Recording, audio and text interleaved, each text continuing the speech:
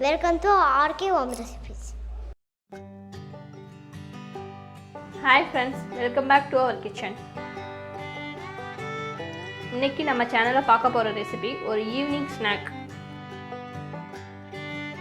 வாழைக்காய் பக்கோடா.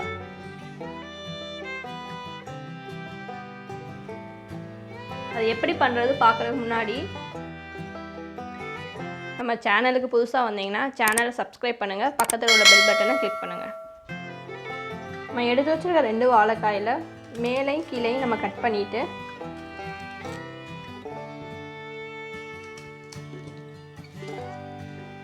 நம்ம தோல் சீவரை வச்சு தோல் சீவி எடுத்துக்கலாம்.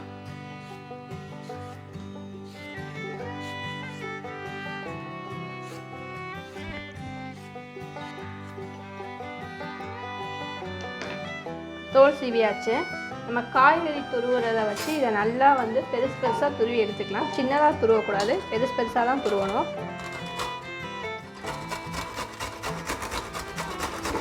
இந்த மாதிரி எல்லாத்தையும் துருவிட்டு நான் காமிக்கிறேன்.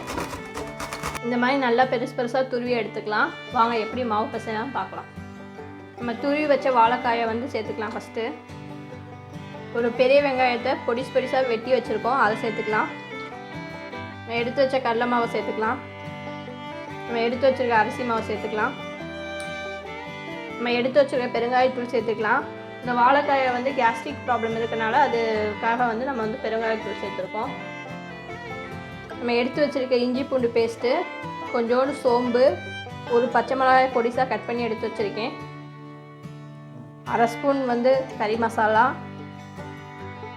பொடிசாக நறுக்கிற கருவேப்பிலையும் உள்ளே சேர்த்துடலாம். உப்பு தேவையான அளவு. நம்ம ரெட் சில்லி பவுடர் வந்து ஏற்கனவே நம்ம வந்து க்ரீன் சில்லி போட்டிருக்கனால வந்து பார்த்துட்டு உரப்பு கம்மியாகவே சேர்த்துக்கோங்க, குழந்தைகள்லாம் சாப்பிடுங்க. நம்ம பொடிசாக நறுக்கி வச்சுருக்க கொத்தமல்லி இலையை சேர்த்துக்கலாம். இல்லை தண்ணி எதுவுமே தேவை கிடையாது. வாழைக்காயிலையும் தண்ணி இருக்கும், வெங்காயத்துலேயும் தண்ணி இருக்கும். ஸோ நம்ம தண்ணி எதுவும் சேர்க்காமல் பிசைஞ்சு எடுத்துக்கலாம். இந்த பதத்துக்கு நம்ம வந்து மாவை நல்லா பிசைஞ்சு எடுத்துக்கலாம். ஸ்டவ் ஆன் பண்ணி எண்ணெய் ஊற்றிருக்கேன். எண்ணெய் நல்லா சூடாகட்டும். இந்த மாதிரி நம்ம ஃப்ரை பண்ணுற எந்த ஐட்டம்னாலும் கடலெண்ணெய் சேர்த்துட்டு நம்ம ஃப்ரை பண்ணி எடுத்தோன்னா அதோட டேஸ்ட்டே தனியாக இருக்கும். எண்ணெய் நல்லா சூடாகிடுச்சு. இப்படி நம்ம சூடான எண்ணெயை வந்து நம்ம பக்கோடா பிசைஞ்சு வச்சுருக்க மாவில் வந்து சேர்த்துட்டு போனால் ரொம்ப வந்து பக்கோடா வந்து கிறிஸ்பியாக வரும். வாழைக்காய் பக்கோடான்னு இல்லை, நம்ம எந்த பக்கோடா செய்யறதுனாலும் இந்த மாதிரி நம்ம கொஞ்சம் எண்ணெய் ஊற்றி நம்ம பிசைஞ்சிக்கிட்டோம் அப்படின்னா பக்கோடா ரொம்ப கிறிஸ்பியாக வரும். இந்த ஸ்டேஜில் வந்து ஸ்டவ்வை சிம் பண்ணிவிட்டு நம்ம வந்து பக்கோடாவை வந்து பொரிச்சு எடுத்துடலாம். இப்போ வந்து இந்த மாதிரி கொஞ்சம் கொஞ்சமாக போட்டு நம்ம வந்து பொரிச்சு எடுத்துக்கலாம்.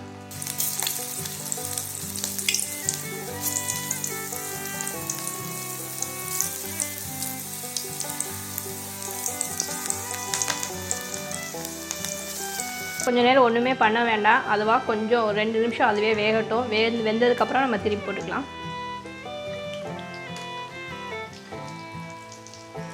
இது ஒரு 2 நிமிஷமே வெந்தாலே போதும். வேமா வந்து நம்மளுக்கு வந்து ஃப்ரை ஆயிரும். ஒரு சைடு நல்லா கோல்டன் ப்ரௌன் கலர் வந்தோடனே திருப்பி போட்டுக்கலாம். நம்ம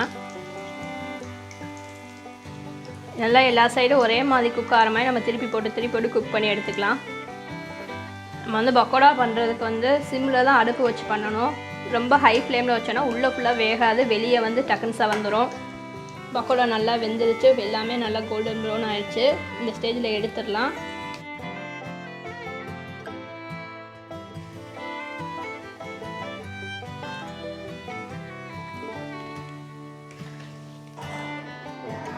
பாருங்கள் எவ்வளோ நல்லா கிறிஸ்பியாக வந்து வெந்திருக்குன்னு பாருங்கள். இதே மாதிரி நீங்களும் வீட்டில் ட்ரை பண்ணி பாருங்கள். இது ஒரு நல்ல ஈவினிங் ஸ்நாக்ஸ். குழந்தைங்க வந்து ஸ்கூல்லேருந்து வந்துச்சுன்னா நம்ம ரெடி பண்ணி தரலாம். குழந்தைங்கள்லாம் விரும்பி சாப்பிடுவாங்க. இது நீங்களும் வீட்டில் ட்ரை பண்ணி பாருங்கள். எப்படி இருந்துச்சுன்னு எனக்கு கமெண்ட் பாக்ஸில் கமெண்ட் பண்ணுங்கள். பாய், see you on next video. இந்த மாதிரி உங்களுக்கும் எந்த டிஷ் வேணும்னாலும் எனக்கு கமெண்ட் பாக்ஸில் சொல்லுங்கள். நெக்ஸ்ட் வீடியோ நாங்கள் அதை பண்ணி நான் போடுறேன். இந்த வீடியோ பிடிச்சிருந்தா லைக் பண்ணுங்கள், ஷேர் பண்ணுங்கள், கமெண்ட் பண்ணுங்கள்.